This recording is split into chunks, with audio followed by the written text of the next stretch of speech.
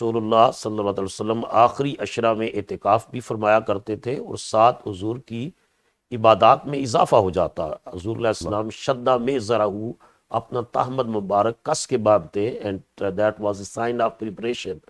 و احیا لیلہ اپنی راتوں کو بیدار کرتے یعنی شب بیداری کرتے. و آئی کا زاہلہ اپنے گھر والوں کو بھی جگاتے کہ اٹھ کر اپنے رب کی عبادت کرو. تو اس اعتبار سے کر کے لائلۃ القدر جس کو فارسی میں اب شب قدر کہا گیا، شب فارسی زبان کا لفظ ہے، عربی زبان میں لائلۃ القدر ہے. تو قرآن مجید نے مطلق بات کی ہے کہ انا انزلناہ فی لیلۃ القدر، ہم نے اس قرآن کو شب قدر میں اتارا ہے. تو فرمایا انا انزلناہ فی لیلۃ القدر وما ادراک ما لیلۃ القدر لیلۃ القدر خیر من الف شہر، کہ آپ کیا جانتے ہیں کہ لیلۃ القدر کیا ہے. یعنی اس استفہامیہ انداز میں بات کر کے کویسچن کر کے پھر اس کی اہمیت کو اجاگر کیا کہ لیلۃ القدر خیر من الف شہر، یہ 1000 مہینے سے زیادہ افضل رات ہے. تو 1000 مہینے کو اگر ہم سالوں میں کیلکولیٹ کرتے ہیں تو یہ 83 ایئرز اور 4 منتھس بنتے ہیں. اور قرآن مجید نے خیر من الف شہر اس سے بہتر کہا ہے کہ جو آدمی ایک شب قدر کو ساری رات جو ہے وہ لیلۃ القدر کو بیدار رہتا ہے اور اللہ کی عبادت بندگی تلاوت ذکر تسبیح تحلیل میں یہ رات گزارتا ہے، اس کو 83 سال 4 ماہ جتنا نہیں اس سے بڑھ کے اجر اور ثواب ملتا ہے. شب قدر اس کو کیوں کہتے ہیں؟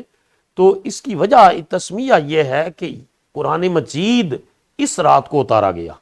تو اس بابرکت رات جس میں قرآن نازل کیا گیا، جس نے صرف جزیرہ عرب کے لوگوں کا سویا ہوا جو وقت ہے اس کو ہی بیدار نہیں کیا، بلکہ اس نے ساری کائنات کے لوگوں کو اندھیروں سے نکال کر روشنی عطا کی. دوسری وجہ یہ ہے کہ اللہ تعالیٰ نے یہ کتاب قابل قدر رات پہ قابل قدر رسول کے ذریعے قابل قدر امت کو عطا فرمائی، اس وجہ سے کر کے بھی اس کو لیلۃ القدر اور شب قدر کہا جاتا ہے.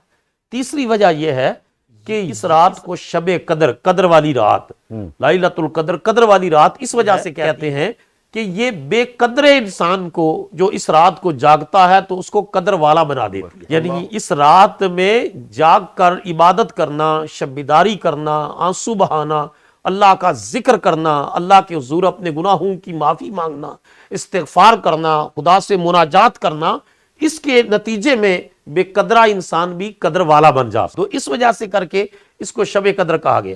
اب اس میں ایک دلچسپ بات میں آپ کی خدمت میں عرض کروں کہ جو نیکوکاروں کی ہر رات ہی شب قدر ہوتی ہے، نیکوکاروں کی تو ہر رات ہی شب برات ہوتی ہے کہ ہر رات کے پچھلے پہر قرآن مجید اعلان کرتا ہے تتجافی جنوبہم عن المضاجع، وہ پچھلی رات کو اپنے پہلو بستروں سے جدا کر کے وہ اللہ کے حضور حاضر ہو جاتے ہیں. تو اللہ بھی آسمان دنیا پر تشریف لاتا ہے.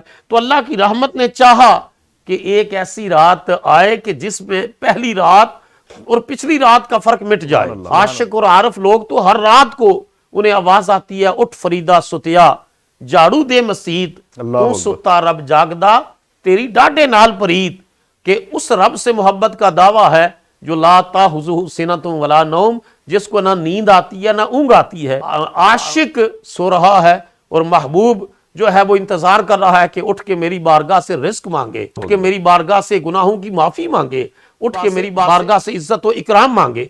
تو یہ تو ہر رات کے پچھلے پہر معاملہ چلتا ہے.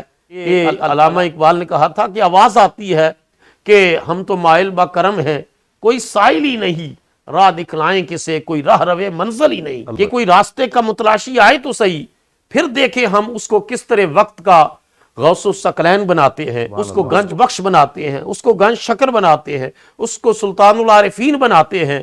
کوئی قابل ہو تو ہم شانیں کئی دیتے ہیں، ڈھونڈنے والوں کو دنیا بھی نہیں دیتے ہیں.